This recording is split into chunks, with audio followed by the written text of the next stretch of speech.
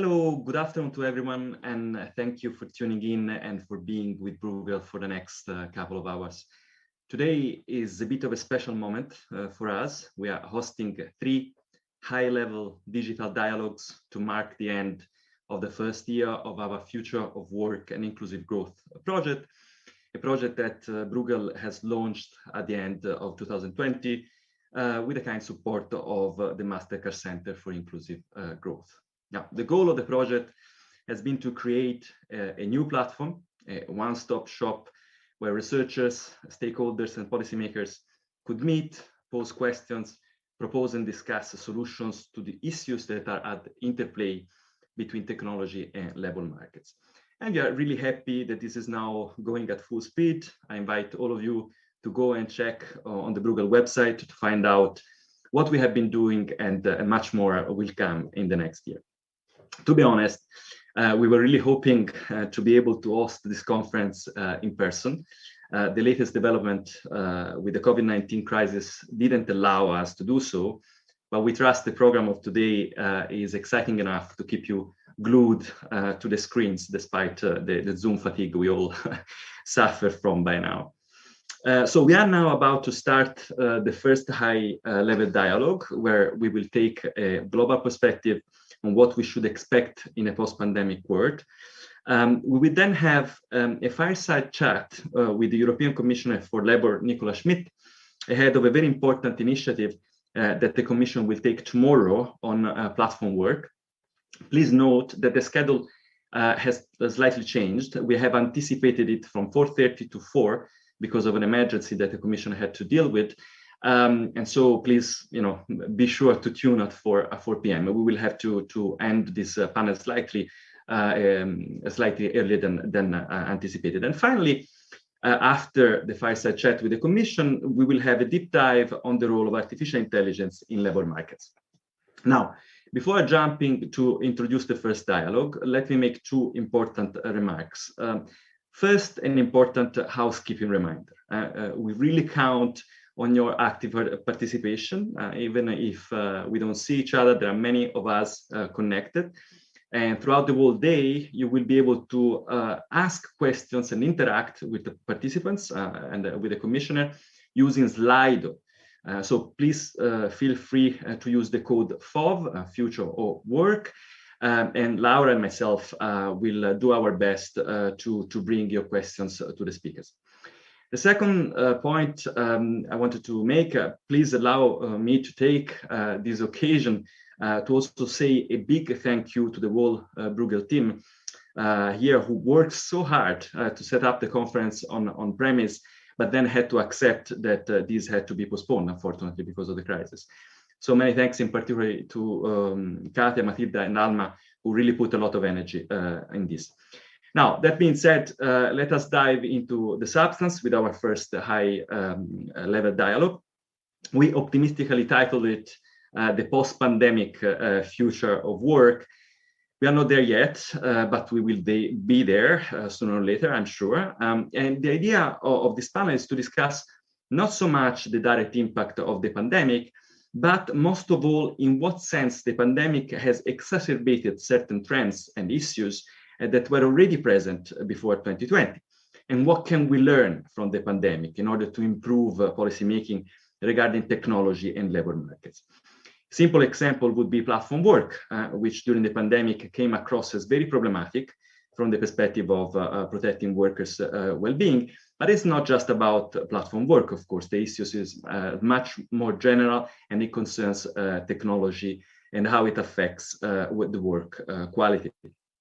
So this is a very important debate, which clearly has a global scope, because every country in the world is somehow struggling with similar concerns.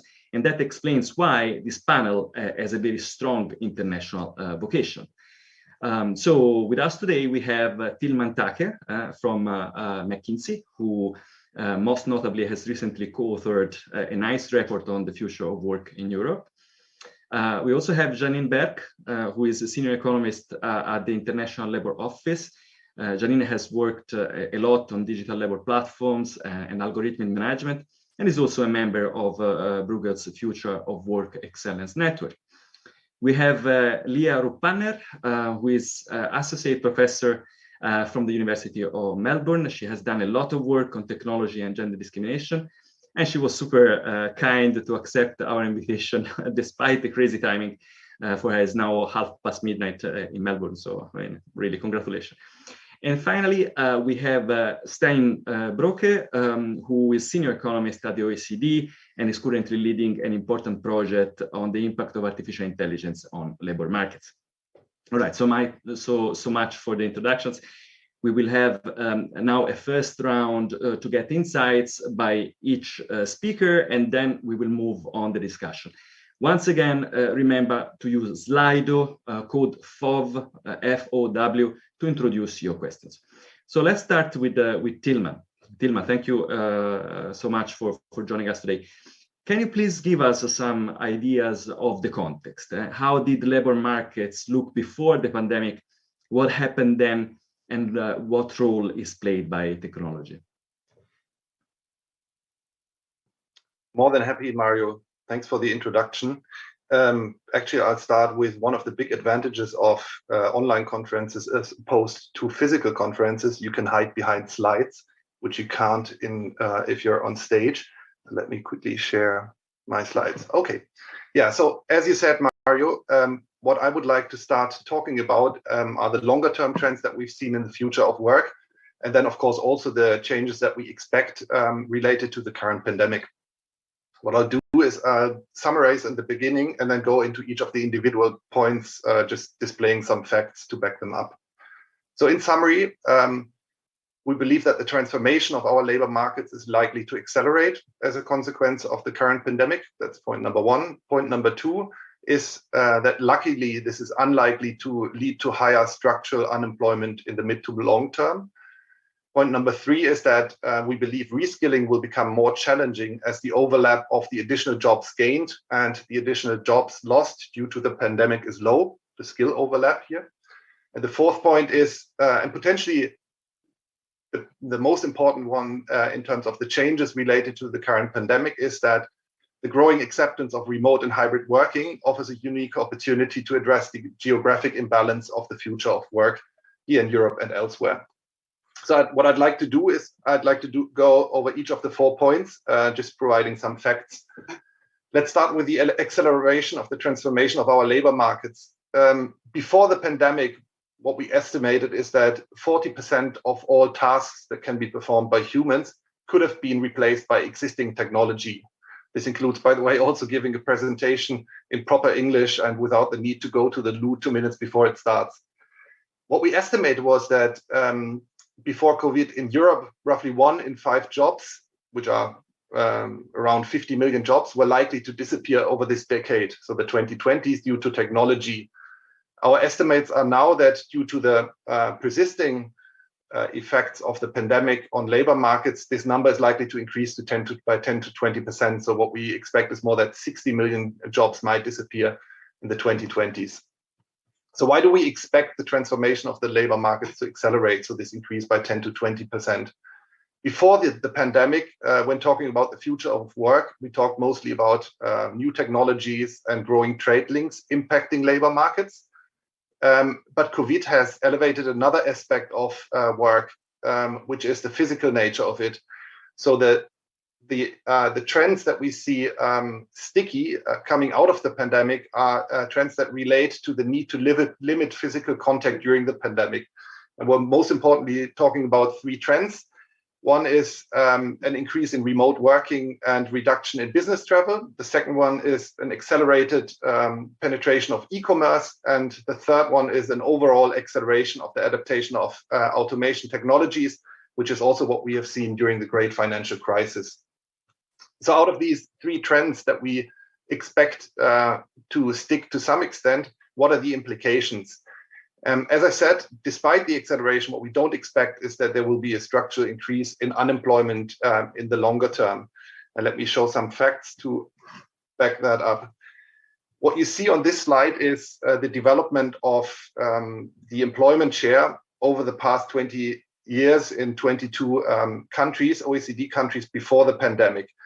And what you see is that, of course, automation and digitalization are important trends in our labor market, but are not the only ones. There are other trends happening at the same time, such as an overall increase in consumption, shifting patterns in consumption, and also trends that are happening on the labor supply side, aging, increasing share of female workforce participation. Taking all that together, and remember, future of work is a term that we've been using for quite some time, and automation and technology usage in the economy is something that's been going on for decades. So taking all of that together, what you see is that the employment share increased before the pandemic. And if you look at the curve, it's a curve that doesn't flatten out. So that's an indication that the labor markets were on a trend to even higher employment shares. Now, looking at estimates, for example, from OECD, it is believed that the current dip in labor market will be something that most countries will be able to overcome in the next 1 to 2 years, reaching back the employment shares that we had before the crisis. That's why we would believe that overall, the future of work is not about a reduction in overall opportunities to work. But of course, that doesn't mean that it's an uncomplicated matter, because there are two great imbalances that we're usually talking about that the future of work is creating. And those imbalances are an imbalance by the opportunities that are available by the required skill set. And the second is the geographic imbalance of the jobs that are displaced and the jobs that are created. Let me go into each of them one by one. Regarding the skill shift, what you see here on the left-hand side is how the employment share changed in the 2 decades before Corona. And what you see is that losses in employment were concentrated in middle wage occupations. Those are statistics for Europe and the US. So we're talking about manufacturing jobs or some office jobs. But both at the lower end as well as the higher end, more opportunities became available. So many, for example, low-wage workers who would lose jobs during that period could move into other low-wage occupations. Now, the impact of the pandemic on labor markets, and you see on the right-hand side 2 countries, Spain and the US, our expected change in the employment share over the next decade, due to the impact of COVID being mostly on the displacement side of lower wage occupations. What we believe is that the growth going forward will be most likely concentrated at the higher wage bracket, which in itself is not bad news, because in general, people, of course, are longing for higher wage jobs rather than lower wage jobs. But the transitioning will be much more complicated. So now transitioning from declining occupations to growing occupations will require many times a very different skill set, and therefore make it much more difficult to transition. This is why one of the big changes coming out of COVID that we expect is that education programs and reskilling programs will need to cover a larger set of people than before. That's imbalance number 1. Imbalance number 2 relates to the geographic distribution of jobs. Over the last 20 years, our labor markets, the growth of our labor markets was highly concentrated. What you see here is a split of the European labor markets, about 1,000 local labor markets into 3 buckets. Dynamic growth hubs, 20% of the population were living there, had a share of 35% of the jobs that became available. So highly concentrated onto a few labor markets.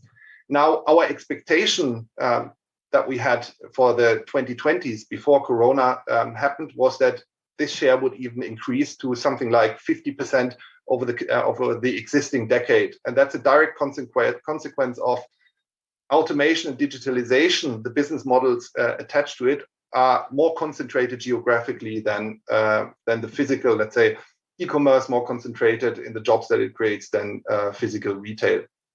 So what this concentration looks like, if you look at a map of Europe, is the following. It's a not very beautiful map of those 1,000 labor markets, the ones colored in red and gray, declining in terms of the absolute number of jobs available, and the ones colored in blue increasing in the number of jobs available. And if you compare that map with the map of the 2010s, what you find is that the expectation that we had before Corona was that 40% of Europe's population would live in labor markets that are declining, and the share was about 22% before Corona. So an increasing concentration of new jobs onto few regions. Now, because Corona is expected to further accelerate automation, what we would believe is that that concentration becomes even more pronounced. However, the big revolution of the current period is probably not on the labor supply side, but it's on the labor demand side, but it's on the labor supply side. And it is what we're experiencing right now, the increasing acceptance of remote and hybrid working. So this is the area where we're probably currently facing a unique opportunity, and the opportunity to facilitate a better geographic distribution of economic activity by allowing a more concentrated offering of jobs into those blue areas here to be met by a more geographically dispersed labor supply. And that, by the way, is not just important in terms of fairness and inclusiveness, but it's also increasingly about the overall stability of our system, as research has found that people voting for parties at the extreme ends of the political spectrum are to a very significant share living in places where labor markets are in decline.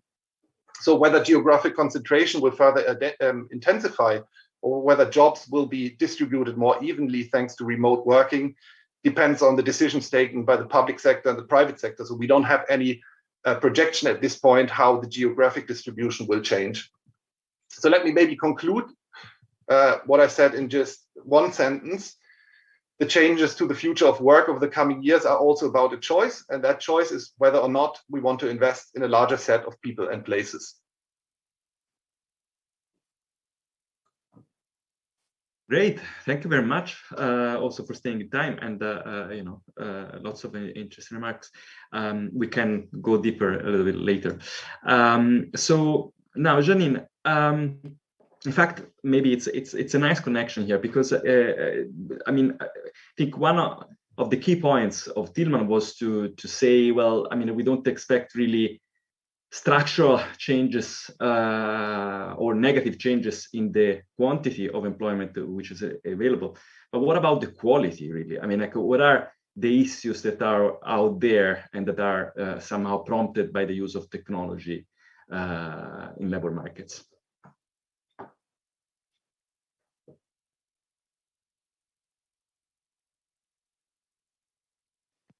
I should have learned how to unmute by now. Sorry about that. Thank you so much for having me. Thanks for being here. Yeah, I think actually the two presentations complement each other. Our focus has been more on really the job quality issues. So my concern particularly has been less about so much jobs lost out of automation. Of course, that is going to happen. That's definitely a trend for certain occupations. They're going to be transformed, and tasks are going to be transformed because of automation. But my concern really is about job quality. So we went into this pandemic already with a somewhat dire situation in the world of work. And when I say the world of work, I mean the world of work in its entirety. When we think of the global South, we might not have high levels of unemployment, but we have very high levels of underemployment. A lot of people in informal unaccount work on the side of the road, trying to make a living however they can, or in casual labor with no labor protections whatsoever, and of course, high degrees of working poverty. And then when you look at the global North, what we've been seeing in the last decades or so is really a widening trend in a growing precarization of labor markets. So you've had an increase in non-standard forms of employment. Not all of these have been bad, but a lot of them do come with fewer protections for workers. An increased what David Weil calls the fissuring of the employment relationship. So more use of outsourcing, which has meant then that workers have less of an access to freedom of association, collective bargaining.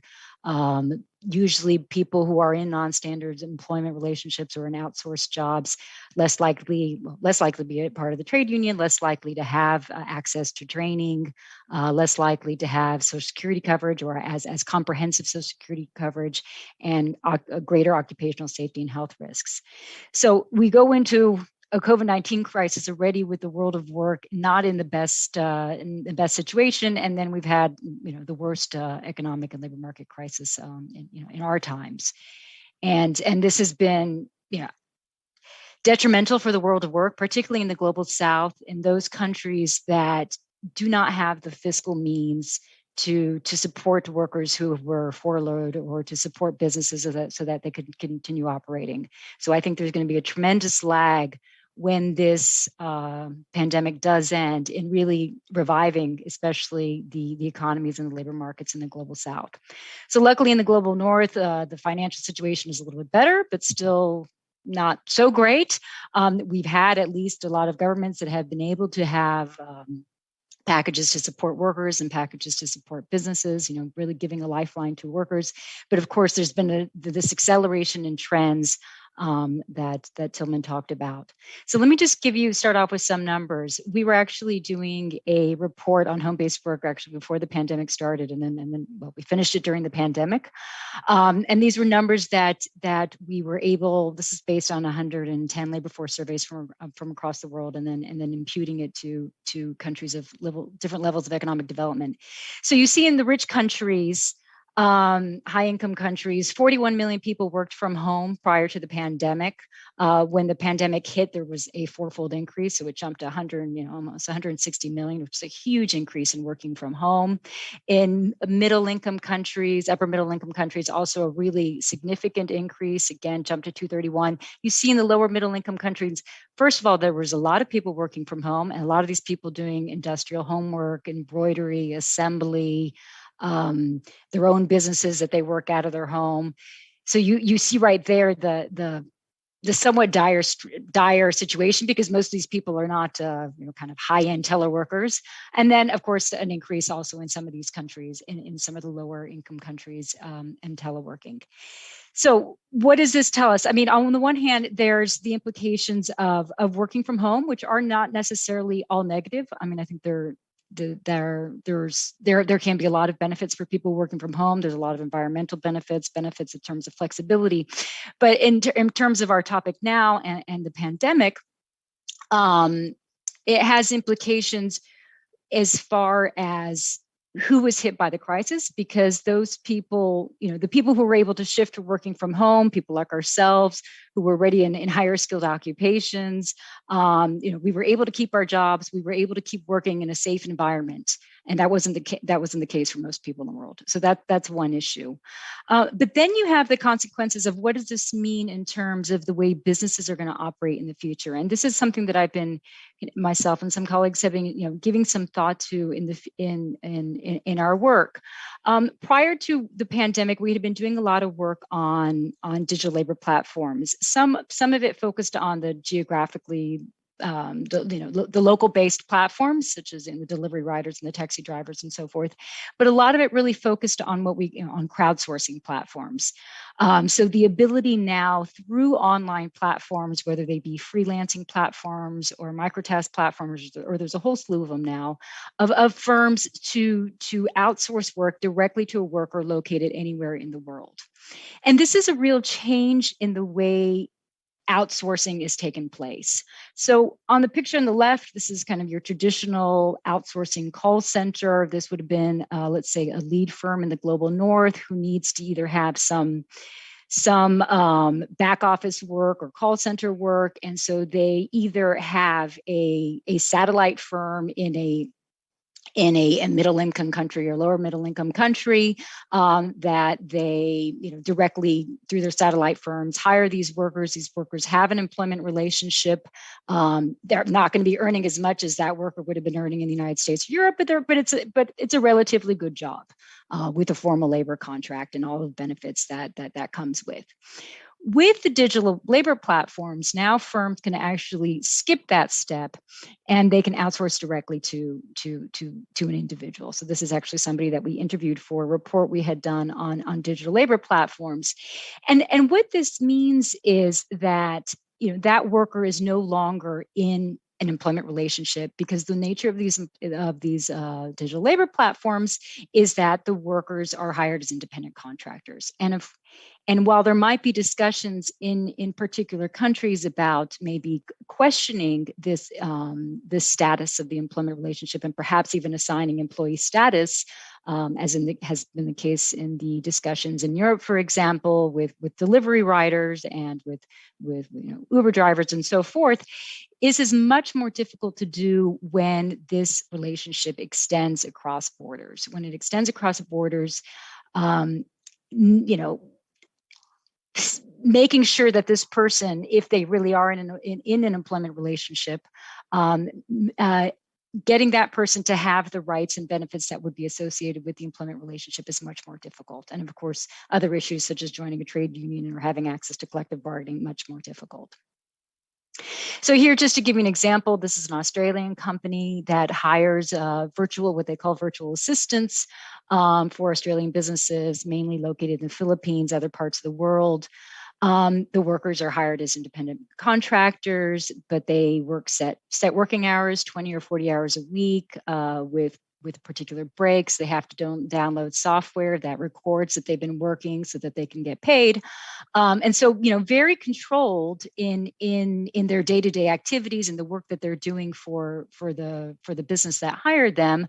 But of course, they don't have the rights and benefits associated with the employment relationship.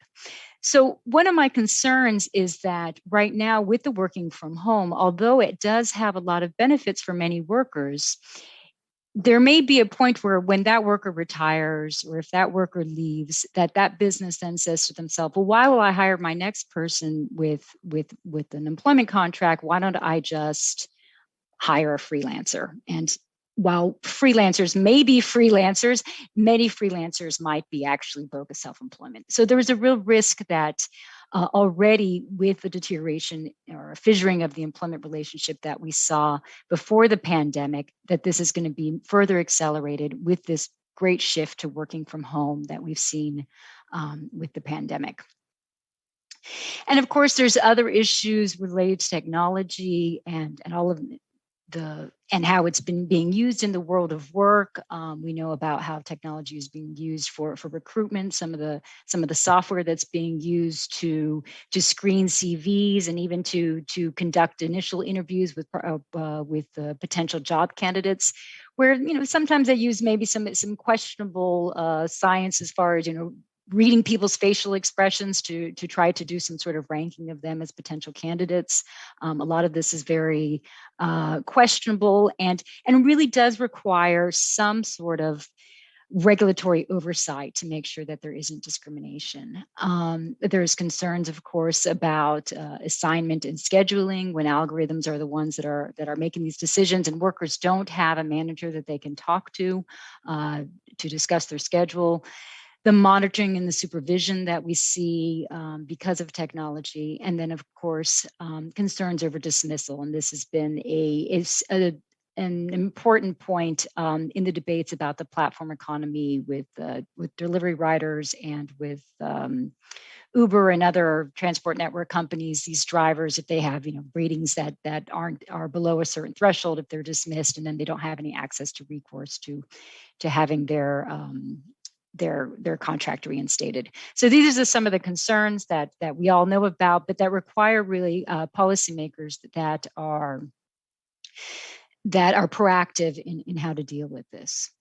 So just to round up, because I know we're going to have a discussion later on, I think we have to remember in all of this debate about technology that technology is something that is designed by humans. It's not just coming down to us from the heavens. It's something that is designed by engineers, and it's instituted and it's used with data that's already being collected. So there's real need to, if we want to be ensuring good quality jobs, that we have systems of participatory design when technology is integrated in workplaces. This sort of participatory design works best when there is some sort of trade union or workers association that can be at the forefront in this dialogue with companies about how the technology can be instituted. That there be transparency in the way that it's being used, and also for setting regulations. So, for example, when New York City's Taxi and Limousine Commission decided to set a minimum wage for Uber drivers, it was only able to do so because it had asked the transport network companies operating in New York City at the time to turn over 1 month of data. So with that information, they were able to actually establish what would be a minimum wage for transport network company drivers in New York City. So transparency is really important. important. And then, of course, there's issues about workers' data privacy and privacy in general. The GDPR is a really important step forward in this direction, but of course, we need some more action at the workplace as well. So I think I will stop here, and then we can turn to more questions in the debate.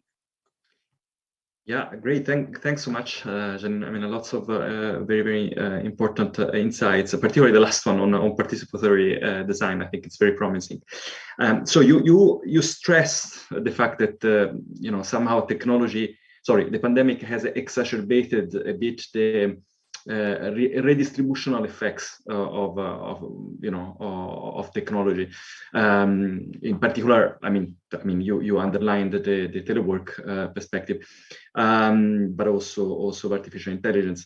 So it seems to me that you are also kind of validating a supranational approach as much as possible. I mean, to these issues in order to ensure more coherence at cross-border level, right? So that means, I mean, like you could be happy. Let's say, I mean, let's see what is going to happen, of course, tomorrow. But with the commission that is about to propose at least a uniform, as much as possible, uniform approach to platform workers tomorrow. So let's see if I read correctly what you're saying. That's fine. So now let's move to Leah. Thank you very much for being with us. Could we go a little bit, more deeper on the issues that we find on the job place, particularly from a gender perspective? Because I know that you worked a lot on this, and I'm sure that you have a lot of nice insights to share with us. Okay, thank you very much for including me. I'm just going to start by acknowledging the traditional owners in the land on which I meet, which are the Wurundjeri people, and pay my respects to their elders past, present, and emerging. I'm going to thank you for including me in this conversation, because I think I'm going to go on this journey in the next 10 minutes. And unfortunately, I don't have slides. Like Tillman said, I wish I had slides to put up, so I could hide a little bit on the side. So you're just going to have to stare at my face for the next 10 minutes. But I am going to take you on a little bit of a journey that I think is going to touch on a lot of what's been discussed in the previous two presentations, which is really interesting to me. So bear with me. I'm going to go around a little bit, but I promise it'll all come together in the end. So I want to start by talking about gender discrimination in the labor force before the pandemic. And so I'm going to say some things that are going to be pretty inherent and obvious, right? So we knew before the pandemic that girls were less likely to go into STEM. We knew that there was an attrition point. We knew this meant that girls and women were less likely to go into tech. We know the result of that was that tech was designed predominantly by men in ways in which that had, have implications for the design, the output, and the use. We also know, turning a little bit to the left, that women were more likely to do more housework and childcare, even in our countries like Sweden, that we view as gender egalitarian utopias. I have work on this showing that. And we know that women have really strong labor force attachment until the point at which they have kids, right? And then you start to see this cleavage of women dropping out and taking on things like hybrid and remote work or part-time work to balance out their work and family demands. The reason I'm talking about these kind of trends is we're thinking about this intersection of gender and technology, thinking about the pandemic as all of these trends, as Tillman said, all these trends were coming before, right? And the pandemic just exacerbates what actually was already in the pipeline, but intensifies it and more quickly. I'm going to tell you a little bit about some of our research and what we found. So we've done a breadth of research on COVID-19 and what it meant for women and mothers in particular in their labor force participation, the way in which they felt post-pandemic, looking in the US and Australia. And what we found was that in the US, mothers were knocked out of employment at higher rates than anywhere else. Higher rates than pre-pandemic. Women's labor force participation dropped down, and in particular for mothers, to the rates of 1980s. We were showing that the closure of schools, so the fact that in certain states schools closed, meant that mothers in those states, not fathers, were more likely to reduce work time and be knocked out. So these childcare and caregiving responsibilities were just unparalleled, right? Unparalleled, and the scope and the breadth of that impact was tremendous, can't be understated. We have research showing, mothers carried more financial strain, had more anxiety, they picked up more of this labor, et cetera, et cetera. So that's like one piece, right? Like the childcare piece came in and shifted the labor market. So you have like this pandemic that closes everything down, you have the technological acceleration, and then you have women who step out of the labor market or pull back. What we do find in our work was that telecommuting or hybrid work was really, really essential for keeping mothers tethered to employment, especially at the beginning of the pandemic. We did not, however, so we looked at those in which both partners could telecommute, right? Both were able to do that. If they had kids that were above school age, mothers' work time didn't drop. If they had little kids in the home, they did reduce their work time. So when we think about this intersection of technology and moving to the future, I think we can see, and Janine's presentation was excellent at showing this, that transition into in-home work or hybrid work is going to be the relic of this pandemic. And what we were showing in our research was that was actually really valuable to keeping mothers tethered to employment as everything closed when kids were home. Okay. So thinking about that piece of that, the question will be what happens in the post-pandemic recovery? What I'm worried about is this hybrid work. Like, will this matter? Will this transition, will we see it moving into the post-pandemic world? Yes, I think no one has any doubts about that, especially about what everything is everyone's already said. What will be the implications for women, or will there be consequences for women? I think I'm going to give some predictions, and I'll say I think yes. The reason I'm saying that is I think hybrid and remote work, the fact that we had at this one time point a huge swath of the population that ended up going into hybrid and remote work that normalized that was a benefit. What I mean by that is that men stepped into hybrid and remote work too, with the kids at the home. Our research is showing that men in Australia and men in the US did pick up more of that unpaid work at that moment in time. Men in the US dropped it. Men in Australia carried it for a longer period of time, but there was kind of a restructure in roles at this moment in time.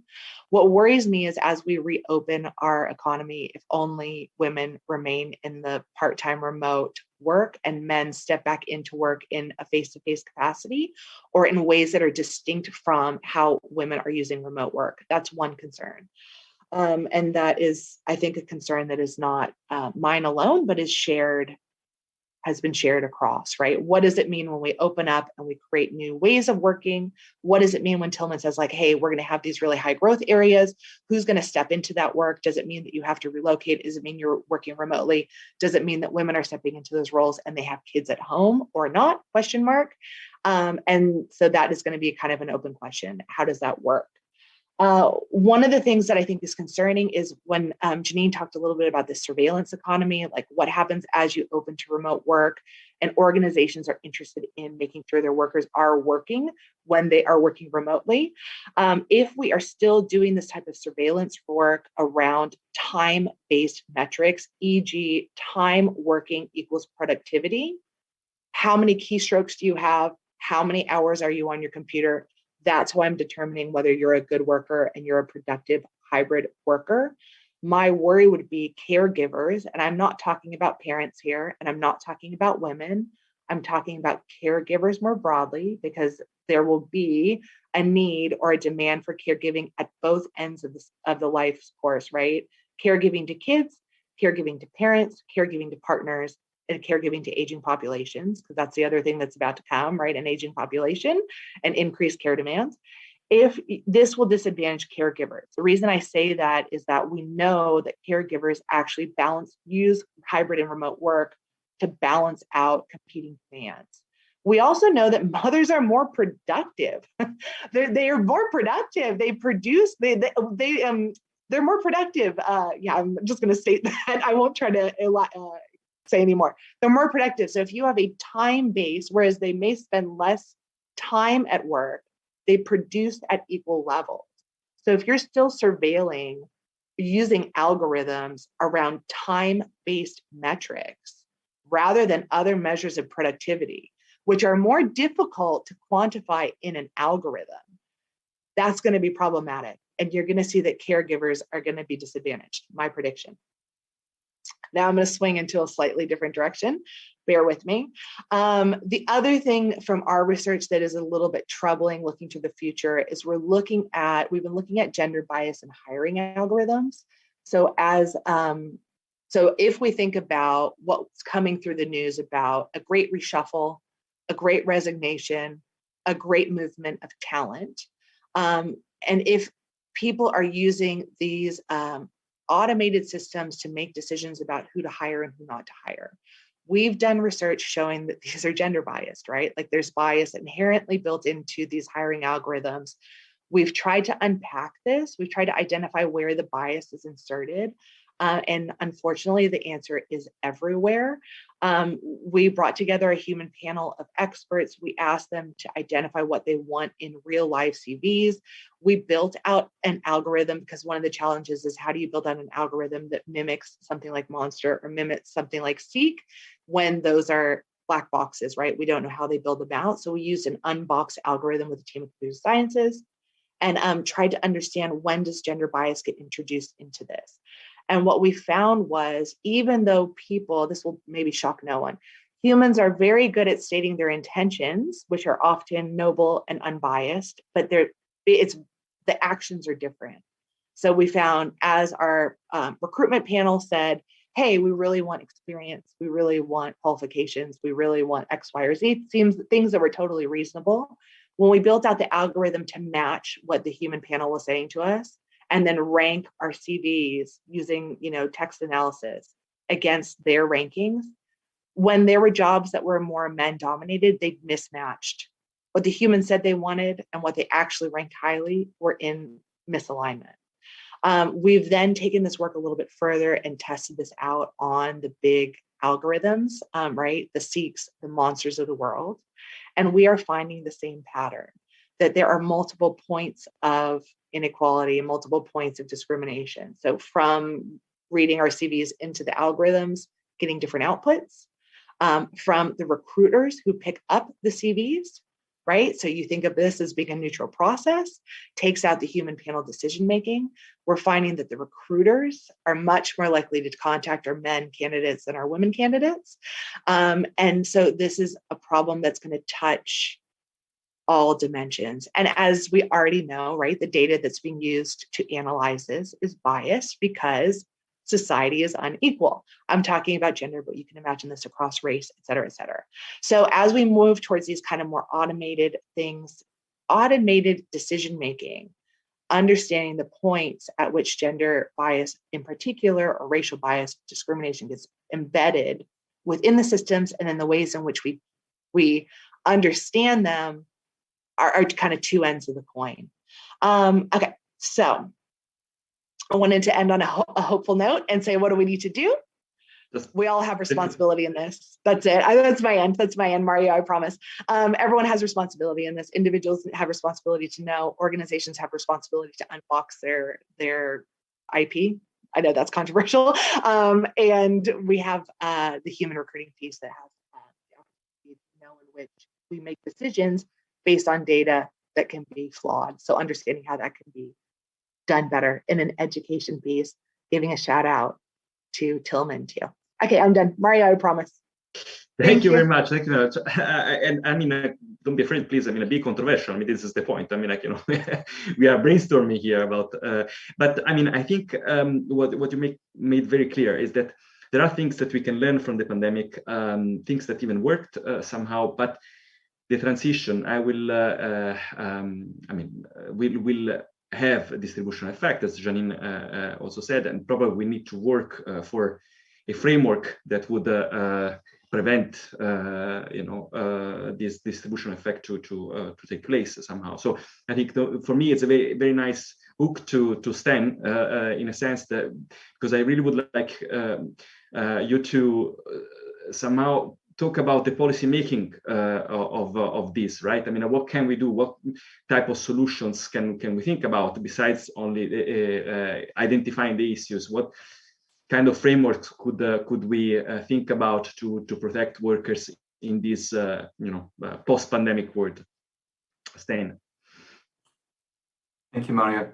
So most of my work usually focuses on artificial intelligence and the platform economy, but that's not really what I will be talking about today, or at least not. I will mostly focus on what happened during the pandemic, how policymakers reacted to that, and what lessons we can draw from that going forward. Because I think these lessons, this will not be the last crisis, hopefully the last pandemic, but it will definitely not the last crisis. And so it's useful to draw lessons from that as we move forward.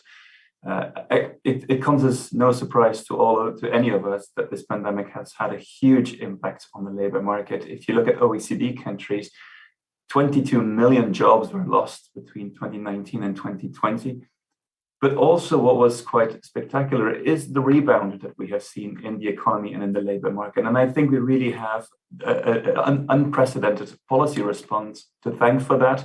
And also, I think, advances in science and technology. And I'll come back to that in a second. So I want to draw some lessons from this experience. And I have 6. I'm sure there are more, but here's just my top 6. The first one hasn't got that much to do with future of work, but it has to do more with labor market resilience.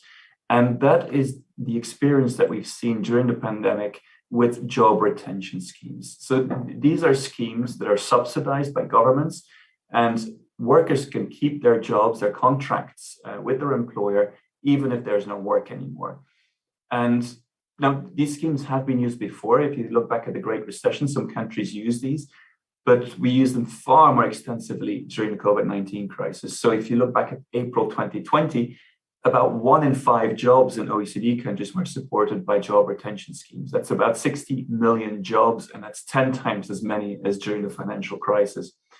And we have evidence that this really helped to reduce or limit rises in unemployment. So we have estimated that it saved around 21 million jobs in OECD countries.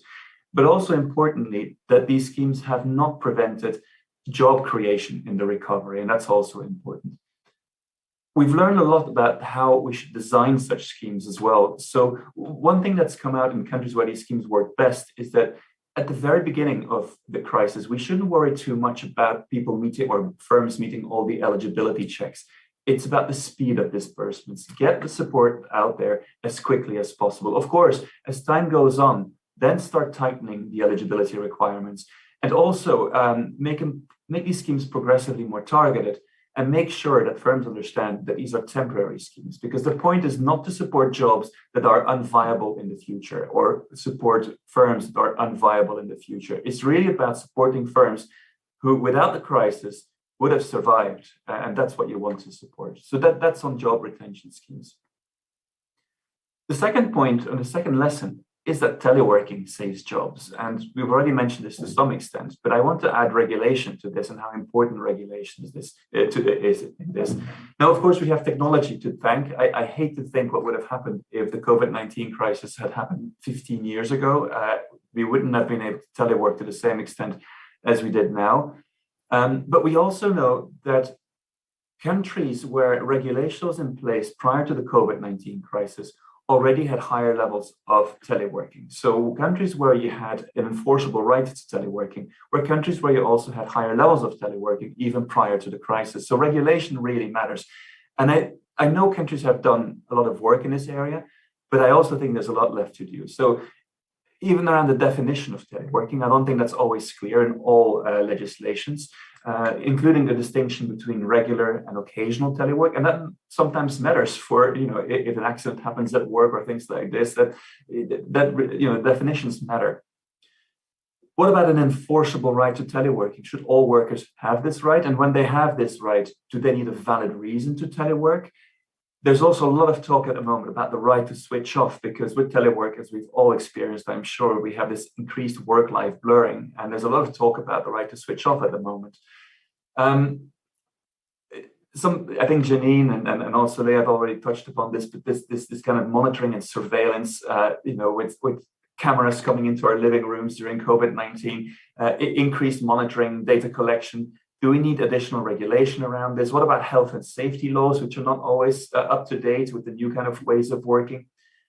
How should costs of teleworking be shared between workers and employers? I mean, employers often have a lot to gain by sending workers home, by saving on office space, etc., as workers take on a lot of additional costs. Of course, they save some money as well by not commuting, but there are lots of issues to resolve there as well. And then a very important point, how are we going to deal with discrimination against people who telework when it comes to promotions and pay rises? And especially, I suspect that in the future, it will be disproportionately women who will be teleworking. So this is a new challenge that we face. And how do we deal with this? Now, I think social dialogue will play a really important role here in terms of setting the right levels of teleworking, the conditions, etc. But I don't think social dialogue will be sufficient. And one of the main reasons I think that is because there really is an imbalance in bargaining power around teleworking. And, opinions differ between managers and workers. And some workers don't have a lot of bargaining power. So I do think that regulation, for example, the right to switch off, will be important. And we can't just leave everything to social dialogue. Lesson number 3 is some workers just don't have the rights and protections that they deserve. And, we've been warning about this prior to the crisis, but what happened during the crisis is that policymakers ended up scrambling together all sorts of emergency support measures for the self-employed and other workers with weak social protection coverage. That's, of course, is laudable, but we really need to take a step back now and reassess some of these measures and see whether we can turn them into more permanent and targeted and systematic responses for these people. So, let's grab this opportunity to address these long-standing gaps in rights and protections. So if you think about self-employed workers, including those in the platform economy, which we've already mentioned, many are vulnerable. I would argue there are various reasons for that vulnerability. One of them is misclassification, and we all look forward to what the Commission is going to say tomorrow. But I think it goes beyond that. I think even beyond the classification, there are self-employed workers who have vulnerabilities that they should be protected for, or self-employed workers who have very little bargaining power. And that's another important issue. Workers who have a monopolistic labor market where they face a few clients and they don't have many outside options. Now, again, we know that some countries have done something about this prior to the crisis. Unfortunately, other countries kind of lag behind. I hope we can use this momentum that we have now to finally address this important issue. Lesson number 4 is it's always the same workers who suffer most, and we really need to focus on them. Otherwise, the biggest risk going forward is rising inequality. We know that the impact of the crisis was uneven. So, for example, if you look at youth, their hours of work declined by nearly 14% compared to just a 5.3% decline for all the cohorts. If you look at low-paying jobs, their hours work declined by 13.6% compared to just 1.5% for those in high-paying occupations. And, of course, the recovery has been remarkable, but we're not out of the woods yet. And especially some of these workers are at serious risk of long-term unemployment. And so what was really good during the crisis as well is that a lot of countries have invested in employment incentives, so hiring subsidies, social security waivers, and along with the kind of short-term work schemes that I mentioned earlier, that's helped to limit job losses. We need to now target that support on those who are most vulnerable, but we also need to combine it with training and mentoring so that we can get these people back into the labor market as soon as possible. As I said, the rising inequality for me is the biggest challenge. Working on the future of work, even prior to the crisis, that was my biggest concern. And now I believe that the crisis probably increased inequality. And if we don't do something about these groups urgently, we will see further increases in inequality. Lesson number 5, that skills, I think, are far more important than ever. So I think Tillman already mentioned the structural change that's likely being accelerated through COVID-19. I mean, we have some evidence that jobs that were at highest risk of the structural change prior to the pandemic have actually been most or have borne the brunt of the crisis. We've also, again, as Tillman highlighted, seen rapid digitalization. Large parts of our life have moved online and digital skills have become more important. But even prior to the pandemic, we know that 50% of people in OECD countries just don't or have very poor digital skills. They either cannot use a computer or they can barely use a mouse to find information using their computer. So we have a real skills challenge. And yet it is these people who are most likely to be negatively affected by these changes. And it's also these people, for instance, the low skilled, are less than half as likely than the high skilled to participate in adult learning. So we have a tremendous challenge ahead of us. Now, we know that the low skilled face specific barriers to training. Some of them struggle with motivation. Others are just not used to learning anymore. They've left education a long time ago. We also know, to be fair, that education and training can have an uncertain return. So you need good advice and guidance. And people often just don't have the time or money to learn. Now, we know from research that we've done at the OECD what helps in terms of overcoming these barriers. And one of the things is trying to reach out to these people in creative ways. So either going through the workplace or going through schools, going through their children, and then reaching out to the parents and enrolling them into training that way. It's really important also to recognize the skills that people already have, so they don't have to start from scratch. And we need to make sure that they get the right advice and guidance, and that learning opportunities kind of fit around work, that they are practical, that they're problem oriented. Training needs to be relevant to workers for them to engage. And obviously, there's then the challenge of time and the financial support that's really important. I mean, we find that allowing people to take time off, giving them the right to education and training, it really helps with these groups. Now, quickly for the last lesson, and this is perhaps slightly new, but I want to say that addressing mental health is also really good labor market policy. So COVID-19 has increased the risk factors associated with poor mental health, financial insecurity, unemployment, fear, and all the kind of protective factors like social connection, physical exercise routine, those kind of disappeared or fell dramatically. And we've seen a huge increase in population ill health, mental ill health. In some countries, the prevalence of anxiety and of depression has doubled. And this is really costly. It costs us 4.2% of GDP each year. So that's, of course, the cost of treatment, but also the cost of lower employment and productivity. So I would argue that mental health is really a labor market issue, and we need to make sure that mental health support is integrated into our labor market policies. At the moment, 2/3 of people who wanted mental health care said they had difficulties getting it. Now, countries are using all sorts of innovative ways of getting mental health support out to people, including kind of digital solutions. But the kind of sustainable workforce is also really important. And in some OECD countries, there's fewer than one psychologist per 10,000 people. So you can imagine the challenge that we have is in this area. So in the future world of work, I really would like to give mental health the attention that it deserves. So I think I've reached my 12 minutes. I'm sorry. I just want to say that we've learned a lot from this crisis. It's kind of woken us up in many ways. And I wish in some ways we were too late sometimes to do something about it.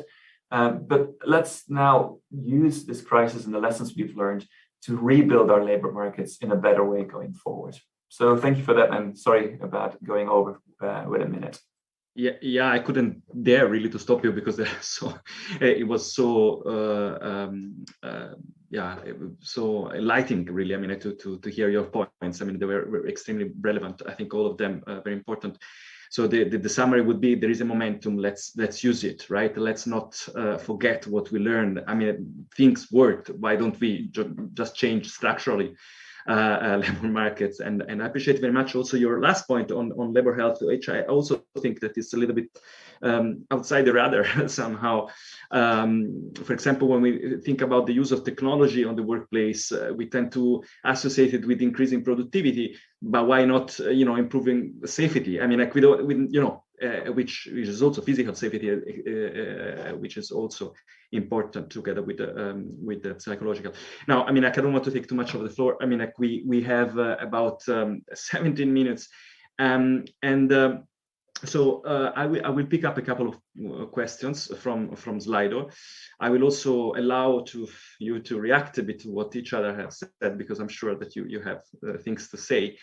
I think from my side, what I would like to hear the others what they think about is specifically two things that for me, I mean, like, tend to be also a bit overlooked. One is this of workers' participation that Janine has mentioned. I think it's very nice. I mean, like, it's very important.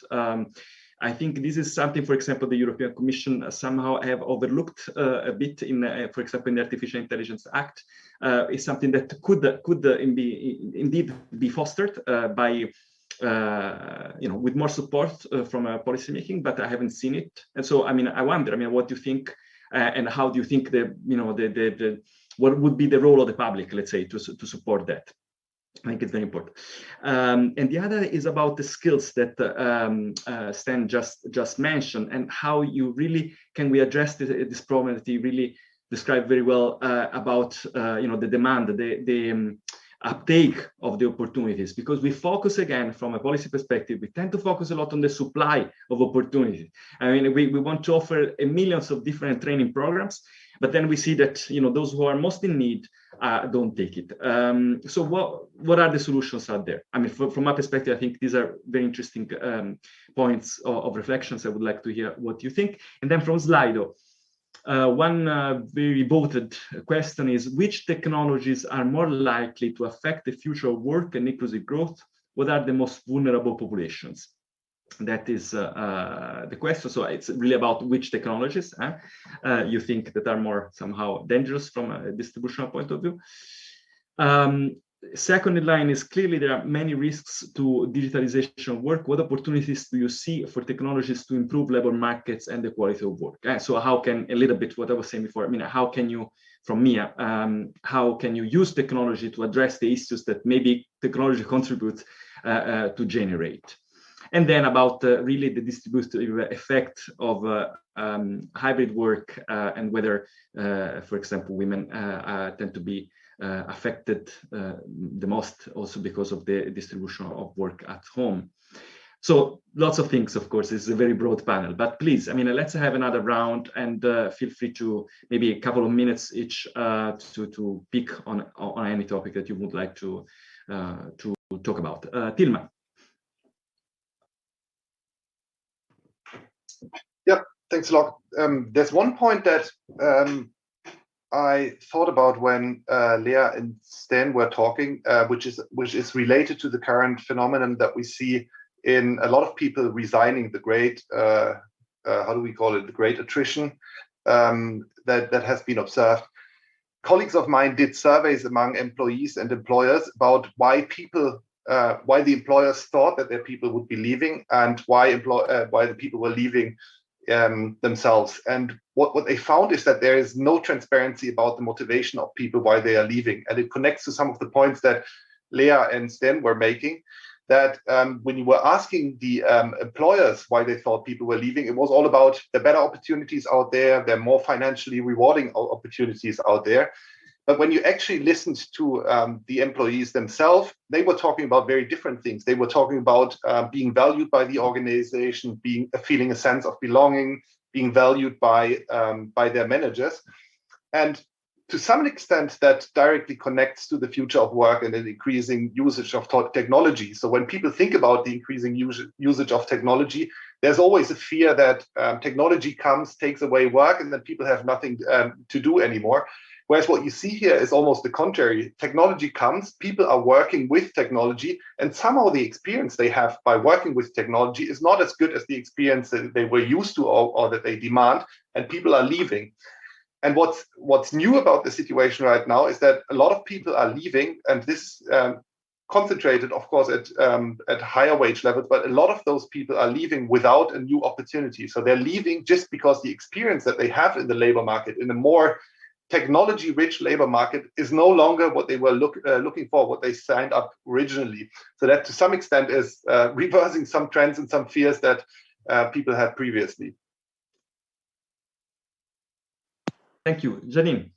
Okay, so it actually segues nicely with what I was wanting to talk about, which is this issue of worker participation. So, technology is a tool, and it's if we have worker participation in the design and use of technology at the workplace, it's going to make the quality of work much more beneficial. And it will also be a safeguard against some of the more nefarious uses of technology, especially with the surveillance. And really, surveillance is the main thing. A company can institute something that would look like surveillance, but if the workers are more aware of why it's being used, if they have more voice and more potential to to contest the way it's being used, to speak about the way it's being used. If there's those safeguards in place, then it's not going to have as detrimental effects. So that kind of answers that question about which technology most likely is most negative for vulnerable groups. It's really about how the way it's being integrated into the workplace. And so the best way to do this is through collective responses. If you have that worker voice in the workplace that you would have through a unions or some sort of work council or something like that. But of course, we know that in a lot of workplaces that doesn't exist, mainly because there's, let's say, just enterprise level bargaining. So a lot of workers aren't being covered by they don't have a union, or they're not covered by collective bargaining.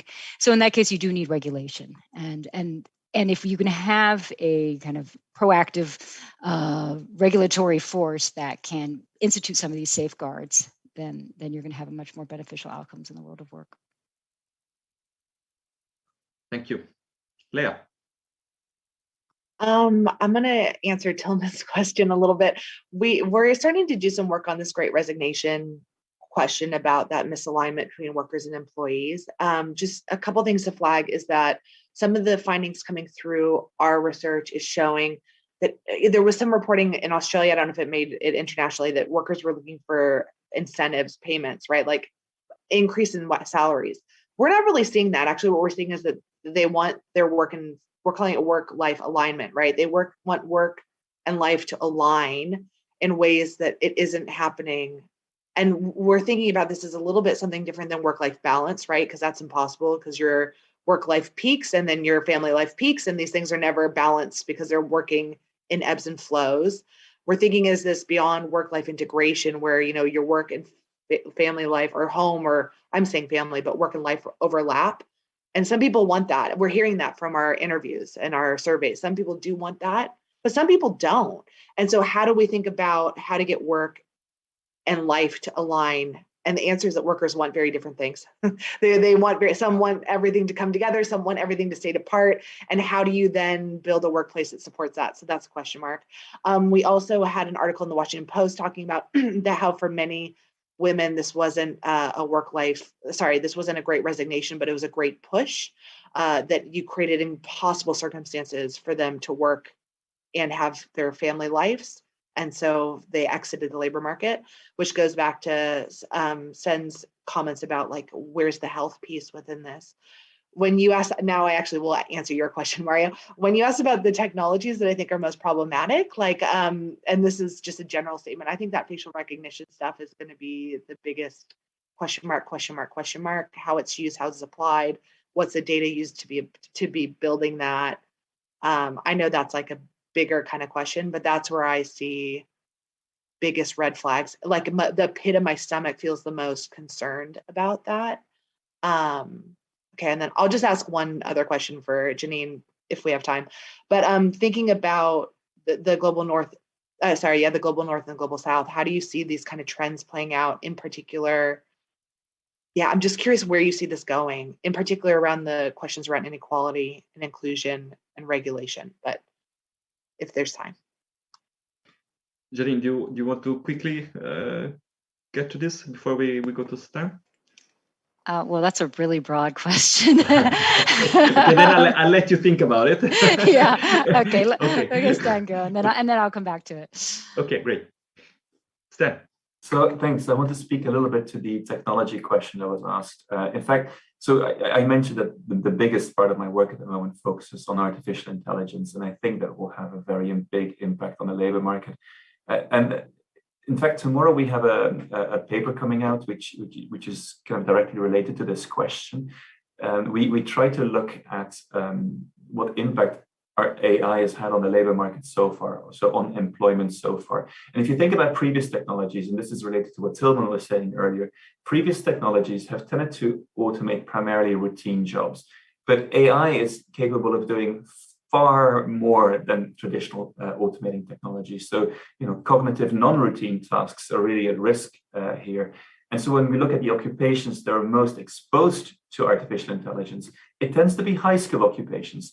Now you may say, "Oh, that's great because we're going to get a reduction in inequality." But actually, no, we find the opposite, because what we find is that the high-skilled occupations they tend to benefit from exposure to AI technologies. And it's especially what we find, it's people who have the kind of digital skills to work with these technologies who benefit from them. So it's the people with the greatest use of computers in their daily jobs. If they're exposed to AI, they will actually benefit from AI. And so there's greater employment growth, etc. So in fact, you get a kind of the opposite happening, is that AI may increase inequalities even further if we are not careful. Now, I think we mustn't be, I mean, of course, there are a lot of concerns and worries, but we mustn't forget that there are also plenty of opportunities. I mean, AI, when we talk about people in certain occupations where AI is already being used, they also say, AI got rid of a lot of the routine tasks that I used to do, the boring tasks, and I can actually do a lot more exciting work now. But at the same time, they're also worried about data collection and monitoring. And so, you know, it's a double-edged sword. But one final point I want to make is that there's plenty of opportunities of using AI to help people overcome labor market barriers. So to some extent, AI helps computers and machines see, hear, etc. And it might help people with certain disabilities to overcome some of the barriers they face in the labor market. Similarly, there's some tools out there that can help people like migrants with language difficulties overcome these language barriers and integrate into the labor market. So there are opportunities as well, but we need to be very careful about the risks here going forward. So exploit the complementarities and see what we can do with that. I mean, like very important point. So we now have 5 minutes really to conclude. So I'll give you the word again so that you have your last bottom line, 30 seconds. But I also mentioned a question that came through Slido from Estrella, which it says, asks, what are your views about the possibility to design labor policies in close cooperation with the platforms themselves? I think it's a more general question, about the role of business, let's say, because we spoke about, regulation and the role of the public sector, but maybe something should be expected also from companies in some ways. So I'm just leaving it out there if you want to pick it up in your closing remark, really maximum 30, 45 seconds each, please. Tilman.